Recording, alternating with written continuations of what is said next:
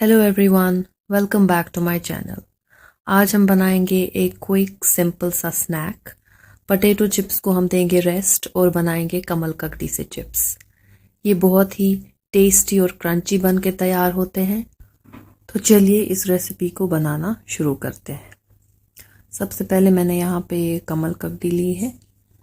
इन्हें मैंने अच्छी तरह से वॉश किया है, साफ़ किया है अंदर से भी और बाहर से भी। अब मैं इस स्लाइसर की हेल्प से इनके स्लाइसेस बनाऊंगी। आप नाइफ़ की हेल्प से भी इनके पतले पतले स्लाइसेस बना सकते हैं। इस तरह से मैं इनके स्लाइसेस बनाऊंगी। सारे स्लाइसेस मैं इसी तरह से तैयार कर लूँगी। अब मैं एक टिश्यू पेपर से इसका एक्सेस वाटर जो है वो खुश्क कर लूँगी। उसके बाद आती है बारी इनको फ्राई करने की। अब थोड़ा थोड़ा करके मैं इन्हें गरम तेल में फ्राई करूँगी। इन्हें थोड़ा टाइम लगता है फ्राई होने में, 15 से 20 मिनट तक ये अच्छी तरह से फ्राई हो जाएंगे। जब इनके ये बबलिंग जो ऑयल में आ रही है ये ख़त्म हो जाए, इसका मतलब है कि हमारे चिप्स अच्छी तरह से फ्राई हो गए हैं।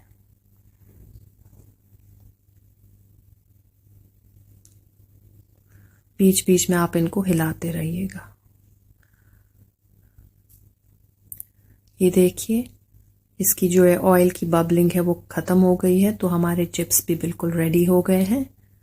इन्हें मैं एक प्लेट में निकाल लूँगी।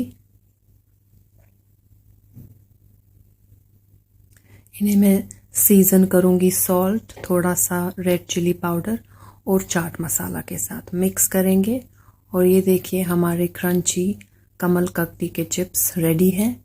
इन्हें कभी भी आप एंजॉय कर सकते हैं, बहुत टेस्टी बनते हैं। Thank you for watching. Happy cooking.